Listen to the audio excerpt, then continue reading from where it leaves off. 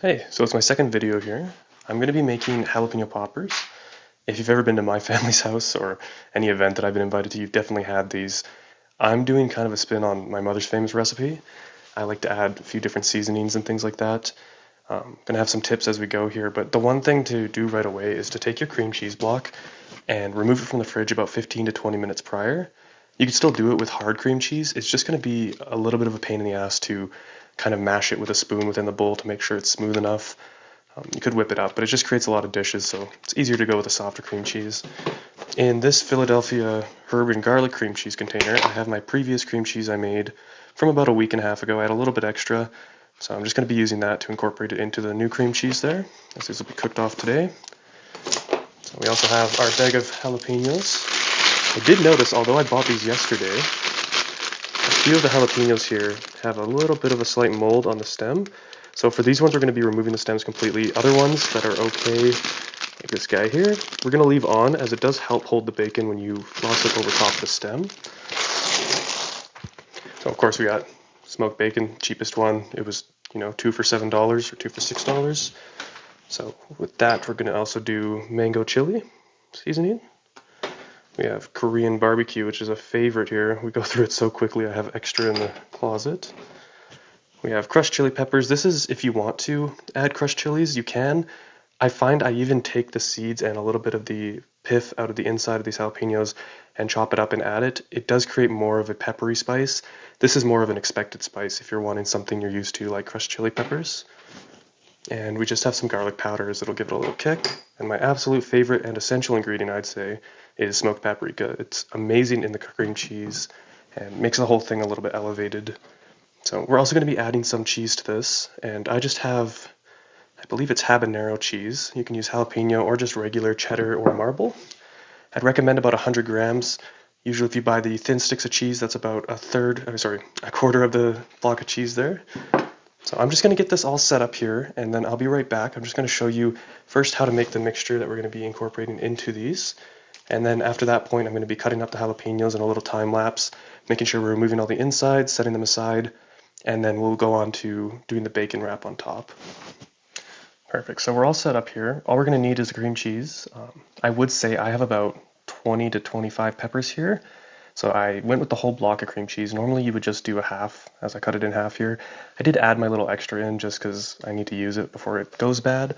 So it'll stretch it a little bit farther, but as we don't use cream cheese for anything else in this house, we're not really saving this for any bagels or anything. So what we're going to do is we're going to begin with the mango chili here. So mango chili has kind of a sweet but a little bit spicy flavor. I like to go fairly heavy on seasoning, so I'm going to be using a tablespoon measurement. So with the chili here, I'm just going to put just under a tablespoon. Chili peppers, normally I would cut the peppers first and pit them, but at the moment, since I don't want to do that, I would normally add jalapeno seeds and pith, just chop them up a bit so they're finer and mixed into here.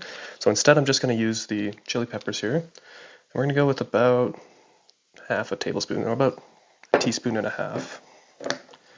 Move these out of the way. So we got garlic powder. This shit will fly everywhere, so you got to be careful as you pop it out. Don't need a ton, about the same amount as the chili peppers. And Korean barbecue, I'm going to be finishing this one off here as it's fairly low. Oops. So I'm just going to pop this open and dump the whole thing in. That's about a tablespoon, so usually what I would add there. So smoked paprika is my absolute favorite spice. Goes great with so many things. Adds a nice smoky flavor. So we're going to be adding, let me straighten it out here. I would say about a tablespoon fully and a tiny bit more. I like a little bit more in there. Oops, the whole camera just dropped. So now another tool you're going to need. I forgot to mention the tools prior to doing the seasoning here. We don't exactly need the plate over here. The pan, you're going to want a small or medium-sized pan. You could do a regular one. I just use a small one. As usually we only have a large and a small pan, so I put the large one on the bottom in the oven just to catch any oil or cheese or anything that could fall off there. So with that, you also need a cutting board as we're going to be cutting open the jalapenos in a minute here. And we also, of course, have a bowl for this and a very sturdy but small spoon. So this will allow us to kind of mash down all of our ingredients in here and chop up this cream cheese, which is why we let it sit out for about 10-15 minutes. Gives it us a little bit more leeway, because if I was doing this when it was solid, it would not mix at all. So I'm just going to mash this together, and I'll be right back here once it's all combined well, and we'll see if we need to add any more seasonings at that point. Alright, so now that we've finished creaming the cheese, it was incredibly difficult considering the amount I used and that I didn't let it sit out for about 15-20 minutes. Normally I would, but I wanted to get on with the video.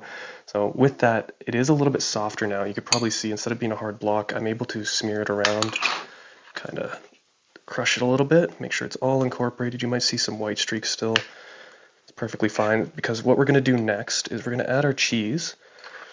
So it will kind of increase the amount of cream cheese we have here for the filling, but it also adds a lot more oil into the cheese. So when we're baking it, it will kind of crust up a little bit on top and give us a really nice finishing texture. So then we're just going to incorporate that. This may take a minute or two more, just because of the shreddedness of the cheese. I could have done a finer shred, but due to this having little pepper flakes in it, it didn't go through the fine shredder very easily. So instead, we're just going to use this big one, and I'm going to mix this up. I'm going to include the rest of it, I believe. Just pop the rest on here real quick.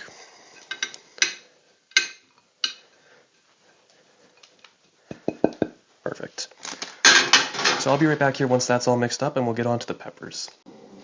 Perfect. So now I've completed the cheese mixture here. So it looks nice. It's very sturdy. You can tell that it sits really well. Hard to scoop, but you can get some chunks out. So that's what we're looking for. If it's a little bit too soft, it can be either that it needs to sit in the fridge for 10 minutes, or you could add a little bit more cheese to it, and that kind of gives it a little bit more structure inside. So we're going to begin with our peppers here. There is one here. I've just cut off a little nub, so you always want to inspect your peppers right away. I noticed this guy. He's got something going on here. So we're going to want to remove the end of this. I may not even use this pepper. I'll probably just chop it in half here and then use the rest for burger toppings or something like that. So I'm just going to set them aside. I guess pop them in there for now. So that's kind of our throwaway. So we're also looking for peppers that may have some mold on the outside. This is really common, and a lot of supermarkets don't even pull them off the shelf if this happens. It's just because they don't expect you to eat the little stem part. It doesn't go inside the pepper, so even if we cut just behind the stem, you'll see it's perfectly normal, clean inside. With that, I'm just going to take these, and any one that has a good top, doesn't look moldy at all. That one's a little bit moldy. Seems like I got a bad batch here. So we're just going to do it the way I just mentioned, by chopping off the end, leaving it flat. And when you're slicing it in half, you want to make them as even as possible. So we're just going to cut them. And then I'll show you here with the spoon. I would normally have another spoon, but I'll just do this while I'm filming. You want to leave a little bit of room just at the top of the pepper. Jam in and then pull down. And I have a little bag going here just for the insides. And then you scrape the innards out as much as you can without ripping the sides open. And this is what we're looking for. So we want a little boat, and we want it to be able to be filled with that nice cream cheese mixture. And I'm just going to do this to all of the peppers I have here. I'm going to set some aside, as I'm also going to do a cottage cheese and ground beef jalapeno popper for a buddy of mine who's he's on a diet at the moment, or a workout regimen, so he's just doing high protein, low carbs. So I figured if I can allow him to have something like this instead of food that kind of has no flavor, and it's really disappointing when you're on a diet like that and you can't experience, things that are neat or interesting, or a little bit more than just a bowl of cottage cheese or a little bit of ground beef on rice or something. So I'm going to be doing that here, and I'll let you know what I come back with once these are all chopped in half. I'm just going to set them into kind of a row, and we'll start with the fillings there. So I'm going to do this on a time lapse, and I'll see you guys in a minute here.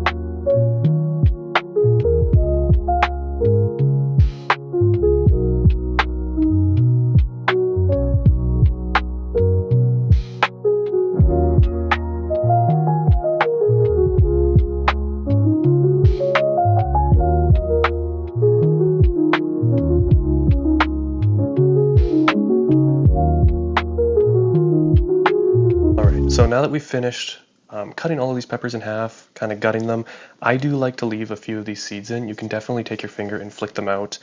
It does leave a little bit of a spice on some of them, which some people prefer.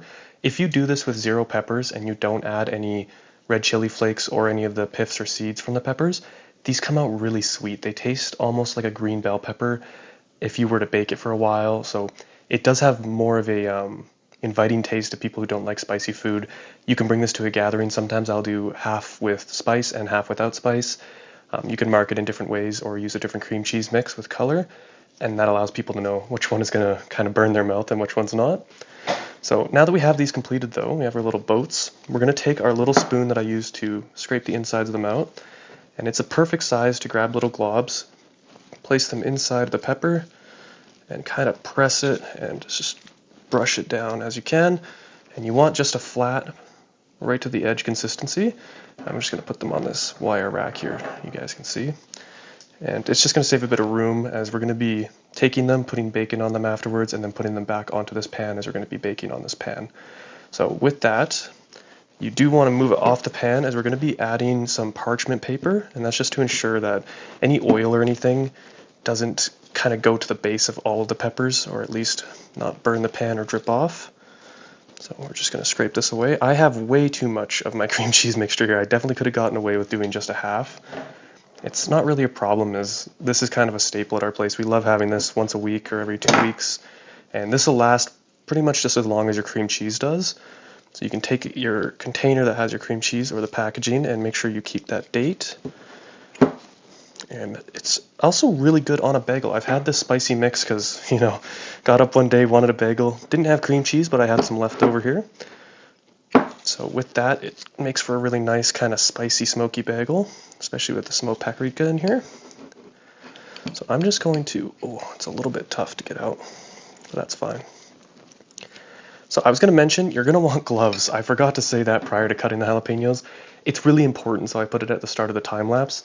Even glasses, if you have glasses or safety goggles, I noticed even when I was cutting these and scraping out the insides especially, my eyes were burning. They were shooting jalapeno juice in my eyes, and it was quite an awful experience, but powered through that.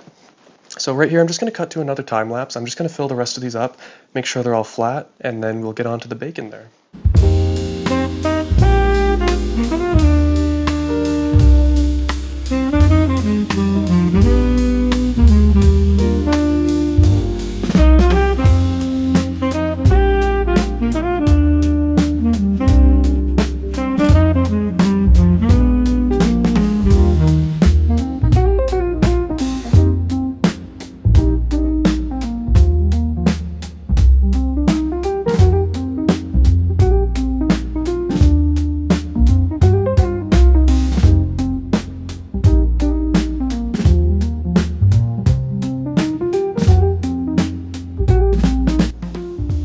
So we're on to the bacon stage. Now that I've got all of these topped over here, they're just flush. I really overdid it with this cream cheese. When I cook, I like to overdo it because I can use this again. I got this today. It's not going to be spoiling anytime soon. But with that, it is kind of already prepared, and it's quite a process with combining all the ingredients and kind of mashing it together. So now that we've got a combined product, I can definitely use this in the next few days, or if I go to an event or, somewhere with friends and family, I can bring some jalapeno poppers. And jalapenos are the cheaper part of the recipe, so it's definitely better to go a little heavy on the cream cheese mix than it is to go a little heavy on the jalapenos, because then you really got to work it a little bit more into your cream cheese mix. So with that, the bacon I've opened here, I've just cut the base of it, and then the edges, I folded it open. And this is kind of important, I find, for this recipe. You'll see on bacon it has a large end, and then it tapers off to a small end. We're going to want to cut it right down the center, through here. Oh, shit, there you go. So the large end is what we're going to want to use. It'll make it a lot easier. Usually I use the large end because I will leave the stem onto the top of the pepper, and with that you can take this large end. I wish I could show you guys in this video. Unfortunately the peppers were not great. So you're going to take the bacon, and on the thick side you can open up the fat a little bit, and you puncture, that's a bad example, you puncture a little hole. And with that little hole, you can thread it over top, and then you can lay the bacon right over top the rest of the pepper. So that'll hold it here, so when it cooks and it shrinks a little bit, it'll continue to stay on at least the top half of the pepper. So we're just going to take all of these peppers and lay a piece of bacon on top. One thing I do when I can't do that little hook is I either get a very large piece and you hang it over the end, and then you tuck it over the other end as well. And this will still cook in the oven, and especially because the oil will be coming off of the bacon and of the cheese mixture.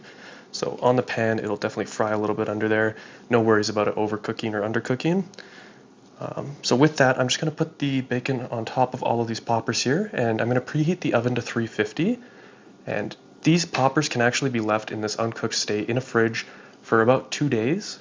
And after that point, the peppers will start to get a little bit soft, so you can bake them. It will still taste about the same. If you freeze these, I do notice that the peppers lose a lot of moisture and they kind of begin to weep moisture out. It makes the peppers very soggy, have no structure.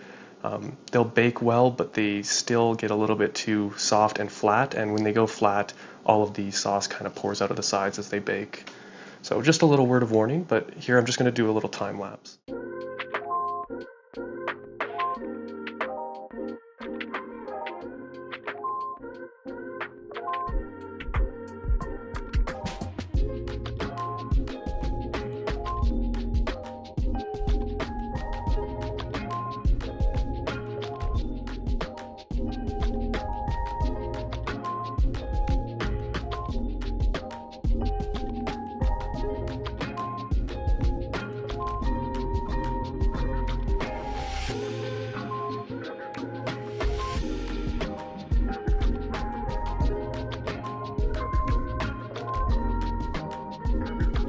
Perfect, so all of these got finished. I just quickly wiped the table. I popped a few extras in this container, so there's about 5 there, or 5 or 6 there. So this is a good amount, I'd say, for 2 or 3 people. I like to say most people eat 2, but then once you eat 2, you eat another 2, and then eventually you go, well, you know, there's only a few left on the tray. So it always ends up just completely getting eaten. It's hard to have leftovers of these unless you put them off to the side before you cook them, so there's a little bit of a barrier, and it makes it a little easier to manage that. So we're just going to be popping them in the oven over here. Oh shit. Let me click that up. So the oven's preheated to 350, and as I mentioned before, I do have a large pan on the bottom, and I'm just going to be putting these on the rack above. See if we can turn the light on there. So as you can see, they're just on the rack above. We're going to leave them in there for about 30 minutes. I hate the timer on here, so I'm going to set one on my phone, and we'll be back in about 30 minutes. Awesome, so we're right back at the 15-minute mark. So the oven's been at 350, 15 minutes for them, and I'm just going to pull them out here and put them onto this cloth, just to not damage the countertop. They're a little bit less than I wanted them to be done at the moment, but they're looking fine. As you can probably immediately see, this guy is sticking up with his bacon, so we want to kind of drag that whole thing right back on top, make sure it's nice and centered, and even push it down a little bit into the cream cheese mix. Same with this guy, kind of going off. And so as the bacon tightens a little bit more, I'm probably going to do another 15, possibly 20 minutes. And while we're doing that, at the end, what we're going to do is we're going to pop it on broil for about 5 minutes, and you're just going to watch it really closely. So it'll give it a nice crispy top on the bacon. Any cheese that's exposed once the bacon shrinks a bit will continue to crisp up a little bit, give it a nice texture on top. So we'll be right back here with that. Alright, so it's been a total of 30 minutes, so 15 since we last checked on the peppers here. There is one pepper in the back, kind of here, and that pepper is rotated slightly on its left side, which means that a piece of the bacon or maybe the cream cheese popped out. Actually, I think you can see the cream cheese popping out right there. So what I'm going to do is I'm just going to take this, I'm going to take the pan out really quick, or just stick my hand in the oven, not really concerned about burning myself. I'm going to rotate that pepper, and then I'm going to set the oven now to high broil, which I'll let you know what the temperature is on that. I believe it's 525 on our oven. So we're only going to do that for about 3 or 4 minutes. I'm going to do a really quick time lapse of that, as you'll see the most change in what's happening within the oven there.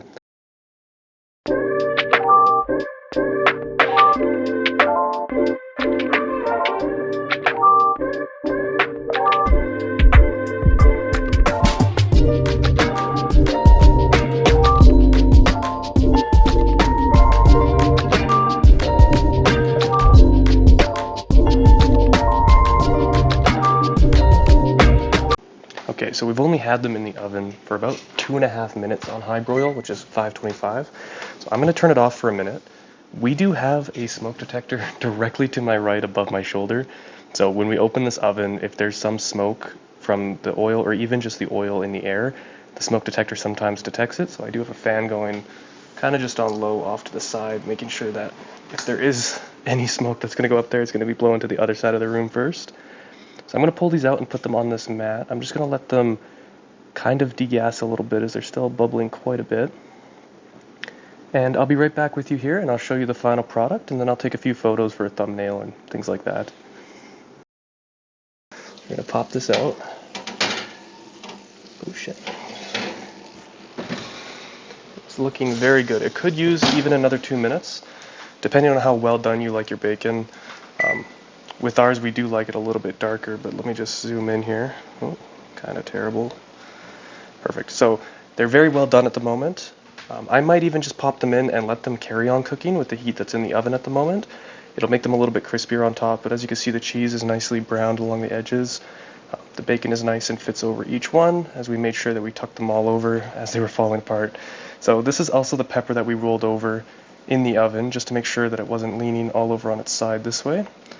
And that allowed a lot of that sauce to stay inside of there. So I'm going to pop these back in, and I hope you guys enjoyed the video. If you want, leave it a like or comment. So I hope you guys have a great day. Thanks for watching.